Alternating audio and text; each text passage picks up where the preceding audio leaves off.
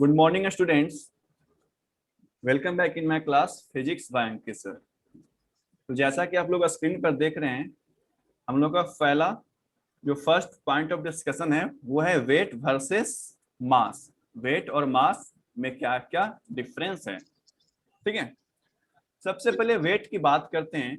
तो हम लोग अपना अपना वेट मेजर करते हैं हेल्थ टर्म्स के लिए। वेट हमारा बढ़ता रहता है, ठीक है। एडोलेसेंस में ये वेट कंटिन्यू बढ़ता रहता है, कमता नहीं है, ठीक है। एडल्ट में भी वेट बढ़ता ही रहता है जब तक हम उसको कम करना नहीं चाहेंगे।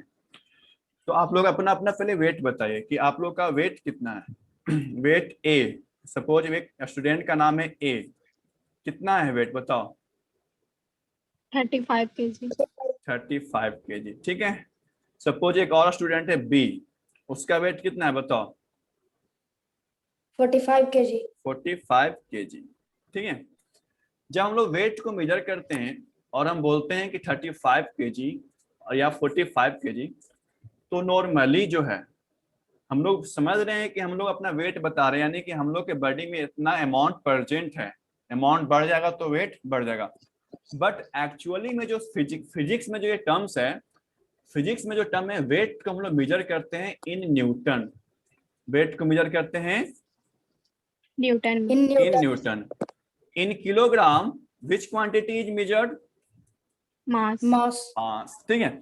हम लोग अपने बॉडी का मास बताते हैं कि 35 किलोग्राम है या 45 किलोग्राम है। बट कॉमनली हम लोग जो मिस्टेक करते हैं बोलने में, वो हम लोग बोलते हैं कि हम लोग वेट बता रहे हैं। क्या बता रहे हैं? अभी आप लोग बोले ना कि हम लोग का वेट है 35 kg या वेट है 45 kg, बट एक्चुअली आप लोग बता क्या रहे थे? मास। मास बता रहे हैं, ठीक है। तो यही यही जो मिस्टेक्स हैं, इसी को हम लोग आज सीखेंगे कि मिस्टेक्स, कॉमन मिस्टेक्स क्या है और किस तरह से इसको करेक्ट किया जा सकते हैं। आया समझ में वेट और मास क्यों जरूरी हम लोग को पढ़ना? Yes sir. ठीक है। मास को मेजर करते हैं किलोग्राम में और वेट को मेजर करते हैं इन न्यूटन। पहले इन दोनों टर्म्स को डिफाइन करते हैं कि वेट और मास क्या होता है। देखो वेट क्या होता है, तो हम लोग अगर बोलते हैं कि वेट है यानी कि इसका कितना वजन है या फिर कितना भारी है, तो weight is defined as the force by which earth attracts and body, ठीक है। Earth attracts a body is called weight of the body. Suppose एक वाई ए है और एक वाई है बी, ठीक, एक वाई है बी। तो आप लोग को देख के लग रहा होगा कि ए छोटा और बी बड़ा है, तो इस पर जो वेट होगा, इसका जो वेट होगा ज्यादा होगा किससे? ए से। ए से। तो वेट है क्या? वेट एक तरह का फोर्स है। वेट एक तरह का क्या है? फोर्स। जो कौन लगाता है बॉडी पर? अर्थ लगाता है। यानी what is weight? Weight is the force exerted by the earth towards the centre of the earth, ठीक है। Weight is the force which is exerted by earth towards the centre of the ठीक है। अर्थ। अब हम लोग अगर हम बोले मास, मास क्या है, तो मास को कैसे डिफाइन करेंगे? Mass is the amount of matter present in a body या इनसाइड ए बॉडी, ठीक है। जैसे सपोज आप लोग बचपन में पढ़ोगे कि एयर बैलून में क्या एयर में मास होता है, तो हम क्या करते हैं, एयर एक बैलून लेते हैं, उसमें एयर को फिल कर देते हैं, एयर को फिल कर देते हैं, ठीक है। तो एम्प्टी एयर का मास ज्यादा होता है, एम्प्टी बैलून का मास ज्यादा होगा कि जो फुला हुआ उसमें मास ज्यादा होगा? बताओ। जो फुला हुआ है, ठीक है। यानी क्यों इसमें मास ज्यादा हो गया? क्योंकि इसमें अमाउंट ऑफ मैटर आ गया। इसमें क्या है? मैटर है ना। मैटर यहाँ पर क्या है? एयर है। मैटर यहाँ पर क्या है? एयर है। तो amount of matter present in a body, ठीक है। बॉडी का मास कैसे डिफाइन करते हैं? वो बताता है कि इसमें कोई ना कोई मैटर प्रेजेंट है, तभी इसमें क्या है? मास है। तभी इसमें क्या है? मास है। सपोज इसका मास 1 किलोग्राम है, तो इसका मतलब इसमें मैटर जो है 1 किलोग्राम के इक्विवेलेंट प्रेजेंट है। 1 किलोग्राम के क्या है? इक्विवेलेंट प्रेजेंट है। और ये अमाउंट जो होता है वो फिक्स्ड होता है। अमाउंट जो होता है वो क्या होता है? फिक्स्ड होगा। वो ना तो घटेगा ना ही बढ़ेगा, इट्स सेल्फ, ठीक है। ना ही घटेगा ना ही बढ़ेगा। अगर सपोज इसको हम बीच से कट कर दिए, हाफ कट कर दिए, तो ये 2 बॉडी हो जाएगा हाफ केजी का। 2 बॉडी कितने केजी का हो जाएगा? हाफ केजी का, ठीक है। ऐसा नहीं कि ये हाफ केजी का और ये 1 केजी का 1.5 केजी होगा, नहीं, जो अमाउंट ऑफ मैटर होगा वो हाफ हाफ में डिवाइड हो जाएगा, वो बढ़ेगा भी नहीं और घटेगा भी नहीं। ठीक घटेगा है, भी नहीं। तो नेक्स्ट डिफिनेशन को इस तरह समझते हैं। ये क्या कहता है, वेट जो डिपेंड करता है, it depends on mass and gravity, यानी कि जिसका मास ज्यादा उसका वेट ज्यादा होगा। ज्यादा, जिसका मास ज्यादा। कम उसका वेट कम होगा। कम। कम। ठीक है, और किस पर डिपेंड करता है, ग्रेविटी पर। ग्रेविटी का मतलब हो सकता है अगर अर्थ पर है तो ग्रेविटेशन ज्यादा है, मून पर है तो ग्रेविटेशन कम होगा। कम कम है। तो कोई बॉडी का अगर वेट 100 है, 100 न्यूटन है अर्थ पर, तो मून पर जाएगा तो क्या हो जाएगा उसका वेट 100/6 न्यूटन। कितना हो जाएगा 6 100/6। 100/6 क्यों, क्योंकि उसका मास चेंज होता है, क्योंकि उसका मास चेंज हो जाता है। चेंज होता है कि ग्रेविटी चेंज होता है, ये बताओ। मास चेंज होता है। ग्रेविटी। ग्रेविटी चेंज होता है, मून पर ग्रेविटी चेंज होता है, अभी ना बताए थे।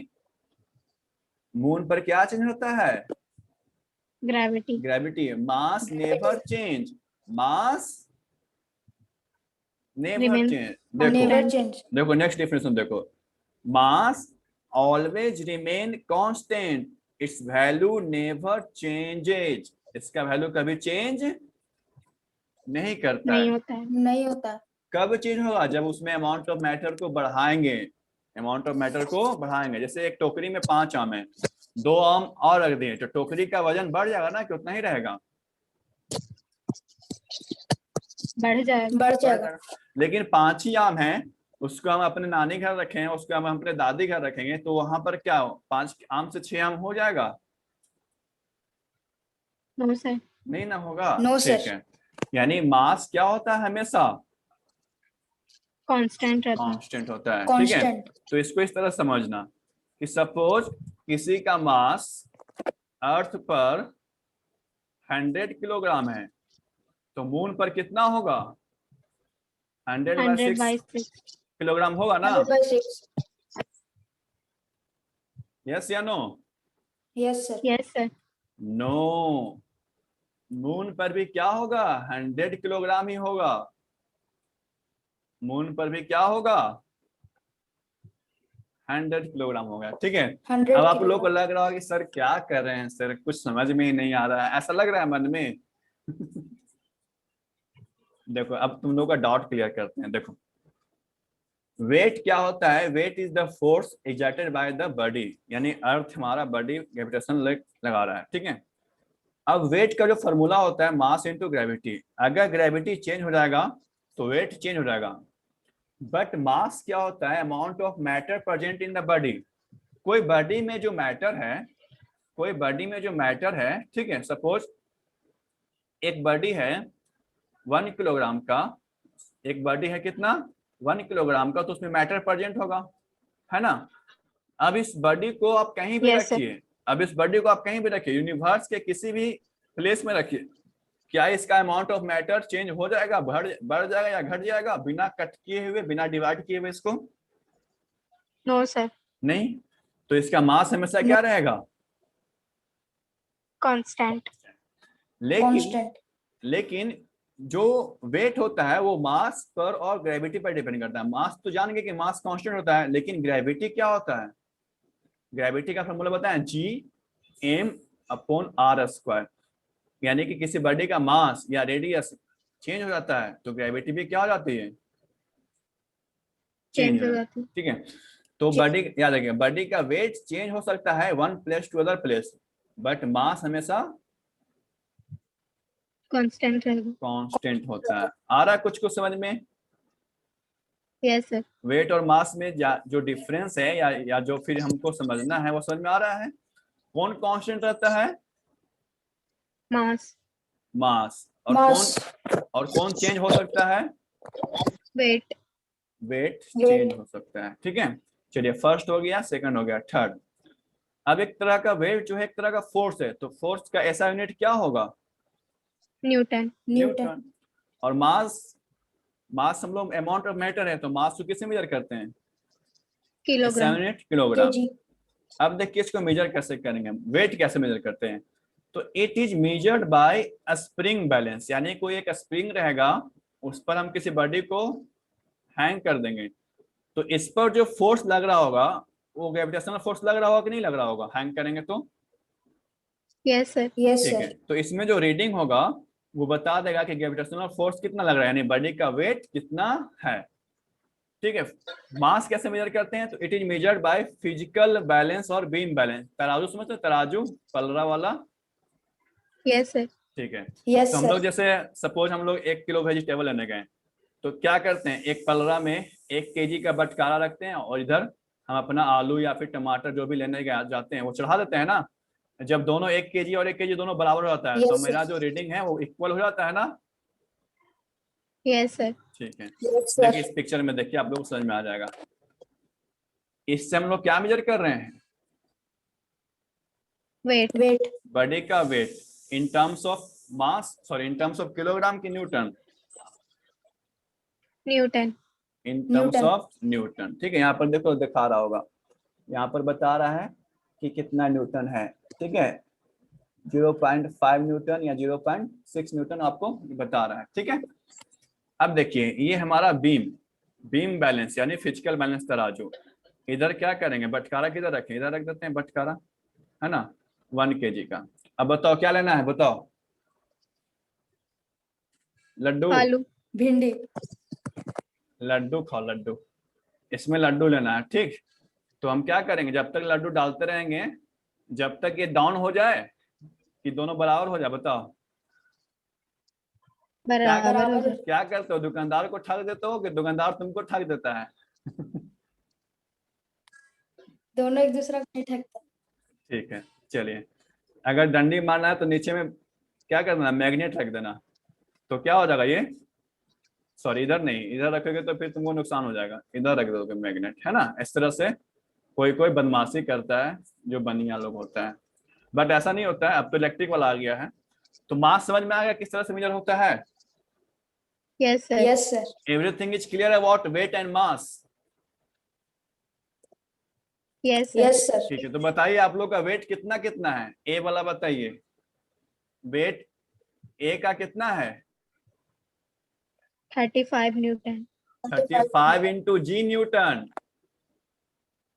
35 kgf, याद आया। Yes, sir. चलिए बी का Yes, कितना sir. न्यूटन है, 45 45 kgf. kgf, 45 kilogram force. Kilogram force का मतलब 35 इंटू जी 9.8, 45 इंटू जी 9.8। ठीक है, आया समझ में सबको। Yes. Yes, sir.